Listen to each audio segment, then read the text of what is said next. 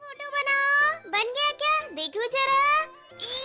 मेरे मोटे पति, तुमने तो मुझे डायनासोर ही बना दिया। तुमने मेरा दिल तोड़ा है। मैं तुमसे कभी बात नहीं करूंगी। चिंकी बेटा, तुमने क्या बनाया है? देखो।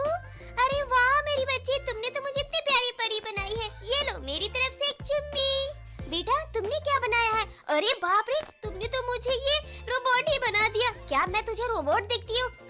सबसे अच्छी तो मेरी चिंकी बेटी है, लाखों में